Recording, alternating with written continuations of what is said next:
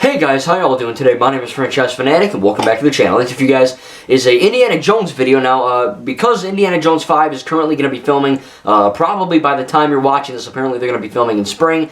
James Mangold directing, and Harrison Ford's returning, all that stuff. And I'm going to do an Indiana Jones 5 video about the actual film, but I thought, hey, leading up to Indiana Jones 5, I'm in Disney World when you're seeing this, and you know, they had the whole Indiana Jones thing at Hollywood Studios, so I thought, hey, I'm going to watch all 4 Indiana Jones movies.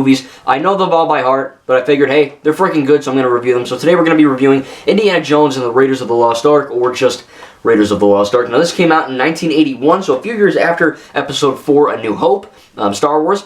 And first and foremost, let me just say that this movie is PG. Now, this movie, before, when it came out, PG-13 did not exist. So it was G, PG, and R, and I think maybe NC-17. If this were to get re-rated today, it would easily probably be R. There's no F words, you know, there's no sex, but there is gore, there is violence.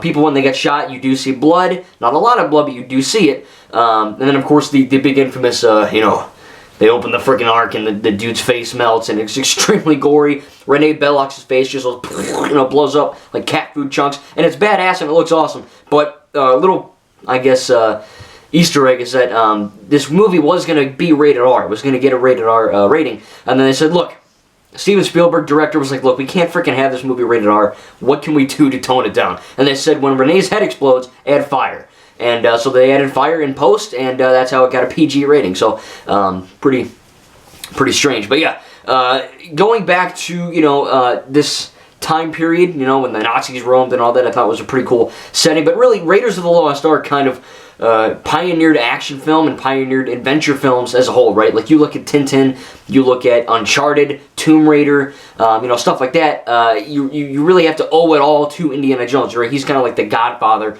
of the archaeological adventure action treasure hunting genre, and it's a great movie. You know, it's not perfect. You know, I do know that it came out in 1981. There are a few scenes where it's a little bit cringy, and I'm going to talk about that, but there's a few matte paintings, which essentially, you know, back in 81, they didn't really have CGI too much. They did have computer effects, but it wasn't that good, you know what I mean? So there's a lot of scenes that you can kind of tell it was filmed in a real location, which is, you know, freaking refreshing, you know, because 99% of movies today are essentially animated films because there's a poop ton of CGI. And we'll get to that when we review Kingdom of the Crystal Skull. But the fact that this really is, you know, in the jungle or in the desert or in, you know, different locations really does, you know, and you can tell when it's real, you know, and you can tell and also when it's CGI. There's a few shots where Indiana Jones and Sala are digging up the thing in, you know, Cairo or whatever, and you can tell, you know, there's a lightning storm, and when they open the ark in the end, you know, the end third act, you know, so you can tell there's a few shots in the beginning where they're in like the jungle going into before that whole iconic scene happens with the boulder and the idol. You can tell it's, you know, you can see like a little bit of like an outline around their head, you know, so it's not that bad. It is noticeable, but it's not horrible, and you know, quite frankly, it does kind of hold up. You know, it's kind of funny how well these things hold up, especially like the ghosts kind of flying around in the end when they open the ark, you know. It doesn't look horrible, you know, it doesn't look perfect, but for the time that it came out, it did look perfect, and today in 2021, I think the CGI does actually hold up. Regarding the acting, you know, it's all great. I think that, you know, for some reason, they went from, like, really good acting in the originals to pretty poop acting sometimes in the prequels. And, you know, I think in all 4 Indiana Jones movies that you're going to be seeing, especially in this one, it's all good. You know, all the acting is pretty much on point. I think it's all really good. Again, special effects is good. The writing's really witty and really kind of... It's a lighthearted movie, but it's also serious at the same time, you know. And that's the thing, that it can sometimes be a little bit cringy. I think that the crux of Indiana Jones is that it isn't straight action, or it isn't straight comedy. It's kind of a mix of both. And I think Steven Spielberg knows what, you know, he knows what the fudge he's doing. You know, he's not an idiot. He knows how to kind of intertwine and marry the effects of, oh, we're going to have fun. You know, like during the truck chase when the bad Nazi kind of smiles like, and Indiana Jones, you know, they kind of smile and laugh, and then he punches them. Stuff like that. You know, there's a lot of slapstick in here. It's not overall reliant on that. You know, there's also witty dialogue and pretty good character moments. One of my favorites is where Belloc and Marion are kind of getting drunk, and you think that they actually are, and then Marion pulls a knife on him. And because Renee's so drunk, he just kind of laughs it off like, oh, you're funny, you know. And she's laughing to put up the charade. And then, of course, they're both not drunk, and they're both kind of putting up the charade. It's really kind of cool. There's another scene in The Last Jedi, Star Wars Episode 8, my favorite movie, where there's like a kind of like a shot that goes boom, like that, like the camera goes down, and you think it's a ship landing, but it's like a freaking ironing thing for a shirt, you know? It's a great joke, and they kind of did that in this movie too, where, you know, the one guy with the really jacked up hairline, I don't remember his name, but he, that burns his hand with the thing, he kind of takes like this big thing out, and Renee and Marin are like, oh crap, you know, he's gonna beat us or whip us, and it's just like a thing for a shirt. So there's some funny moments in there, and I think that the only time it gets really cringy is, and I don't really know too many specifics, but the one that kind of cringe is where Sallah, basically anything with Sallah, you know, he gets kissed by Marion, he starts singing. I get it, you know, you're excited, anyone would be, but it's just like, oh, and you start singing like a freaking pirate. It's just kind of weird. We're also just like, Sallah, get down here, and Sallah's like, me? It's like, yeah, who the F is also named Sallah? You know what I mean? So there's a few cringy things in there. It's not outright bad like the prequels cringe, but it is kind of, you know, the movie does work as a comedy in certain aspects. You know, it's not straight up comedy, but there are funny moments that actually work, that when they don't work, you notice them more. You know what I mean? But that's not to say they're horrible, you know, but really, I mean, it's just, I gotta give props to Steven Spielberg, man. He really... Again, the fact that really there's not much CGI in this, you know, and like the fact that there's, you know, these beautiful shots, you know, these really long lingering shots of like Indy in the desert, you know, and they're digging, and there's like a million guys in the background and their horses, and there's camels and trucks and a plane, real explosions happening. It's just, you know, it really looks real because it is real. You know, there's no CGI effects in that. They really just went there and said, all right, we're gonna blow this effing plane up, and they blew the plane up. You know, there's no like, oh, we'll fix it in post, like, you know, CGI. Because there really wasn't much of that during this time. So I think it's really cool to kind of watch this movie and just kind of, you know, kind of take a step back and go, this is what movies used to be like before CGI happened. And I love CGI when it works, but I will admit that if you can do something practically, no matter how good your CGI looks, if you can do it practically, it will look 10 freaking times better. You know, look at Jurassic Park, right? The raptors in that movie looked really effing good because they were real. You know, they were puppets. They were physical velociraptors on set. And then you look at the Jurassic World, Fallen Kingdom, the CGI in those movies are great, but you can tell they're CGI, and your suspension of disbelief is a little bit shattered.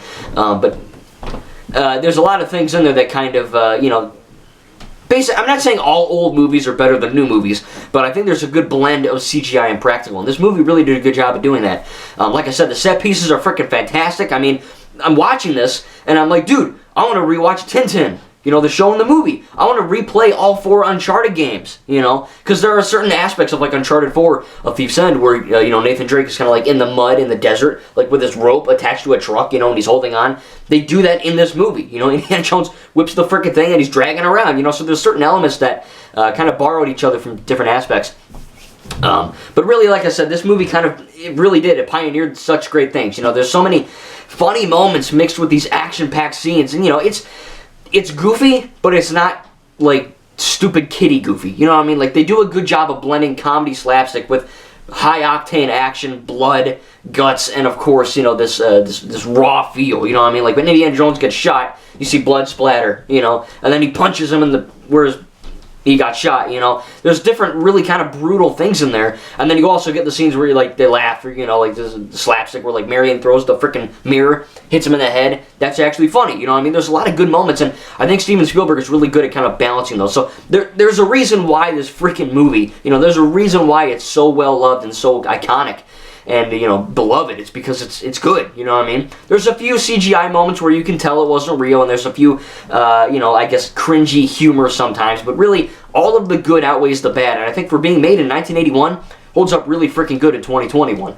But I will admit, you know, the boulder scene, it's great, you know, the practical effects are pretty good. I think Satipo, in the beginning where he gets, like, stabbed through the, I guess the Adam's apple in the face or whatever, that looks, you can tell it's kind of a wax figure, but again, you know, it was made in 81, you gotta cut him a little slack here, but I do think Steven really, you know, this practical effect, you know, there are real snakes, you know, there's real explosions, real locations, you know, they're actually on camels and driving cars in the Sahara, you know, they're bumping things, and it looks real, again, because it is, and that really does kind of make you go, wow, you know, that's cool, because it really happened, you know what I mean? Like, there's a different feeling, and I'm not a director, but I want to be. If there was a specific thing that I would go for when I'm making a movie like this, is 100% practical. And I'm not bashing CGI, and we'll get to that when I talk about the other films.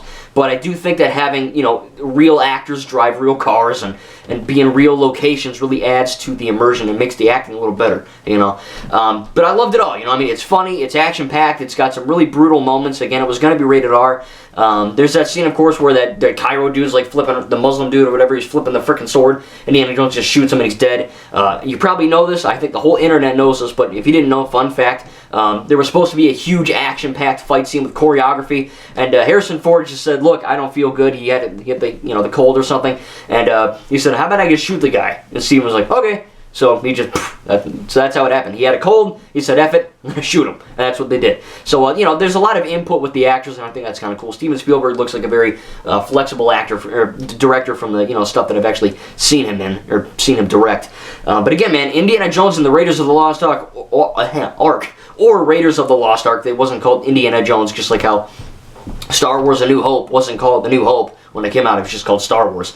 There was no episode number, you know. But technically in canon it's 4. But when it came out, it wasn't anything. It's a great movie, you know. It started off a great trilogy, and of course now we have a quadrilogy, and we're going to be getting a fifth trilogy, I guess. I don't know the name of that. But again, I am looking forward to Indiana Jones 5, and the boulder that was rolling. Really, it started because of this. You know, this is a great movie. Not perfect. Again, there's 1 or 2 things I would have done differently, or, you know, a few cringy things. The CGI is noticeable, but I do think the humor's great, the action's great, the settings are great, the story's really good, and it just makes you, you know, there's very few movies that are just pure adventure, pure, you know, really the best word, like I said, I say it again, but it's adventure. You know what I mean? Like, it's not...